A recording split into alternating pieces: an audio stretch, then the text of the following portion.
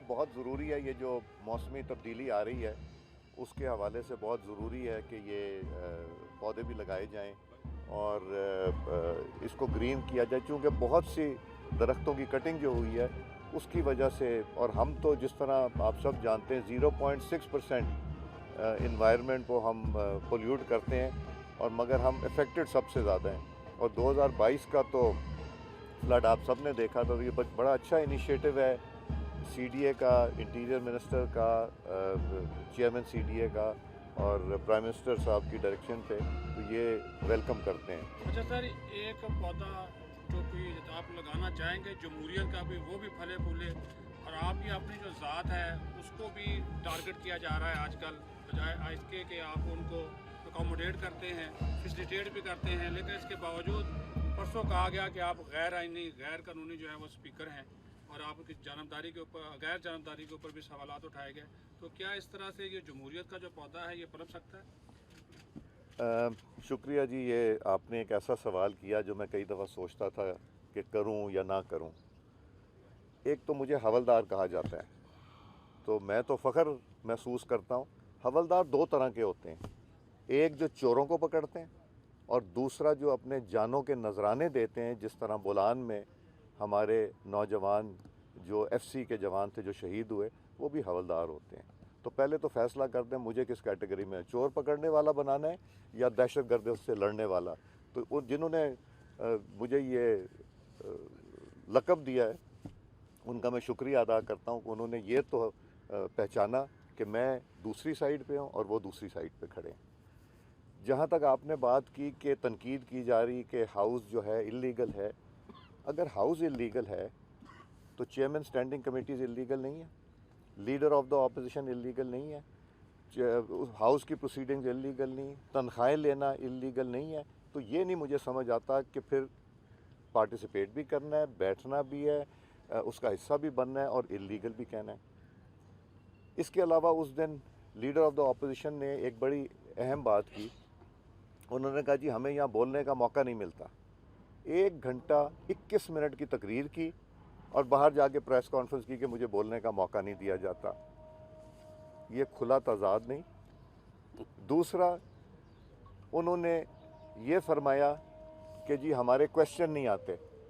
तो मैं उनको, जब वो हमारी जमात में होते थे शायद, या क्यू लीग में होते थे, तो शायद नहीं, क्यू लीग में थे जब वो पार्लियामेंट का हिस्सा थे, हमारी जमात में शायद थे पार्लियामेंट का, नहीं यहाँ।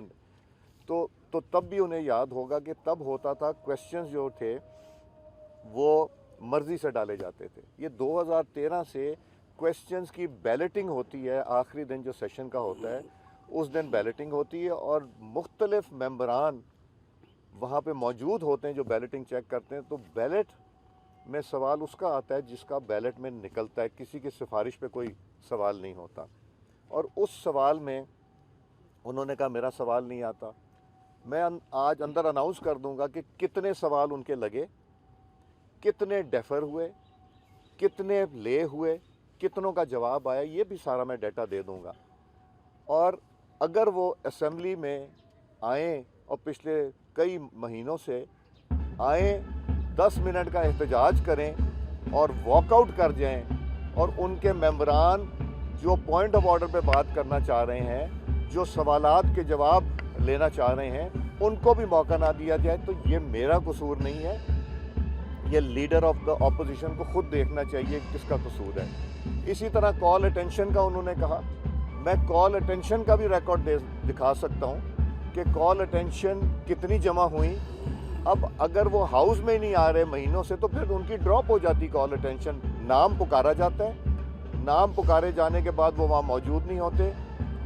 एक मैं गवर्नमेंट की लगाता हूँ, एक ऑपोजिशन की, मगर उनकी तजवीज़ मैंने मान ली है कि मैं और ज़्यादा, जहाँ मेरे से कोताही हो रही थी, मेरे से कोताही ये हो रही थी कि जब डिबेट होती थी तो मैं एक देता था गवर्नमेंट को और एक देता था ऑपोजिशन को। तो उन्होंने कहा है कि नहीं, रूल्स के मुताबिक चलें। रूल्स के मुताबिक स्ट्रेंथ ऑफ द हाउस पे अब दूंगा, 2 दूंगा गवर्नमेंट को, 1 दूंगा ऑपोजिशन को। इसी तरह कॉल अटेंशन जब लगेगा, 2 दूंगा गवर्नमेंट को, 1 दूंगा ऑपोजिशन और गवर्नमेंट को अगले दिन, उससे अगले दिन फिर 2 गवर्नमेंट को दूंगा, फिर एक दूंगा उनको मैं रूल्स और उसके मुताबिक चल। फिर जो 2018 के बाद जो रवायत डाली गई थी उस पर भी कुछ अमल करने का मेरा इरादा है कि वो देखें कि उसमें प्रोटेक्शन ऑर्डर कैसे होता था, उसमें सब जेल कैसे डिक्लेयर होता था, उसमें क्या चीज़ें होती थी, उसका भी एक जायज़ा लेके तो मैं कोशिश यही करूँगा कि कानून और रवायत के मुताबिक जो पार्लियामेंट चलाई जाती वो चलाई जाए। मुझे ज़ाती तनकीद की कोई फ़िक्र नहीं है, मगर ताली दो हाथ से बजती, एक हाथ से नहीं बजती। मैं जितनी उनको मौका देता हूँ बात करने का, वो उतना ही मेरे ऊपर तनकीद करते हैं कि जी मैं उनको मौका नहीं देता। आप हाउस में होंगे तो मौका मिलेगा, चूँकि आपको हुक्म मिला है कि आपने आके वहाँ 10 मिनट 15 मिनट प्रोटेस्ट करने और निकल जाना है, तो आप तो उससे हट नहीं सकते। आपने प्रोटेस्ट करना है, ना आवाम की फ़िक्र है, ना लोगों की फ़िक्र है, ना आवाम के मसाइल की फ़िक्र है, जिस पे बात करने के लिए यही तो फ़ोरम है। तो वो अगर ये फ़ोरम छोड़ते हैं, जो चीज़ सूट करती है वो कर लेते हैं, जो चीज़ नहीं सूट करती वो नहीं। ये मैंने हाउस में कल बात करना चाह रहा था मगर वो मौजूद नहीं थे, तो आज आपने मौका दे दिया, तो आपकी वसात से ये मैंने बात कर दी है कि मैं तो कोशिश करूँगा कानून कायदे के मुताबिक चलाने की, और मैं वो करूँगा जो रवायत थी। मैं 2018 से उनकी रवायत देख लेता हूँ, पीटीआई की रवायत, कि जो उन्होंने रवायत डालनी थी हम उसके मुताबिक चलते हैं, तो इंशाल्लाह मामला ठीक हो जाएंगे। सर जी, अपोजिशन को साथ लेके चले वज़ीर-ए-आज़म पार्टीज कॉन्फ्रेंस बुलाने का ऐलान किया है, इस हवाले से क्या कहेंगे? जी, वज़ीर आज़म साहब इसके ऊपर बताएंगे कि क्या उनका प्लान है। अगर वो कहेंगे तो नेशनल असेंबली तो हाजिर है। स्पीकर साहब, अपोजिशन बार बार मुतालबा कर रही है पार्लिमानी कमेटी बनाए, चीफ इलेक्शन कमीशन तक कर रही है, और भी इमरान, क्या वो संजीदा है? उन्होंने कोई नाम दिए हैं आपको? मुझे अपोजिशन ने कोई नाम नहीं दिए।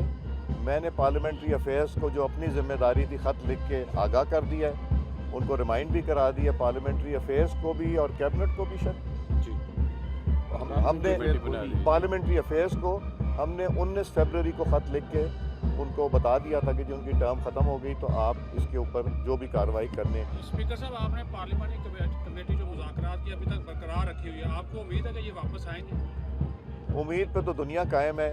हम लोग हर वक्त यही सोचते हैं, हर चीज़ का हल जो है मुज़ाकरात से है, मगर मुज़ाकरात वो जो ज़ात से हट के हों और वो पाकिस्तान के मुफाद के हों। ये नहीं कि जी मेरे लिए ये कर दो तो फिर मैं बैठूंगा।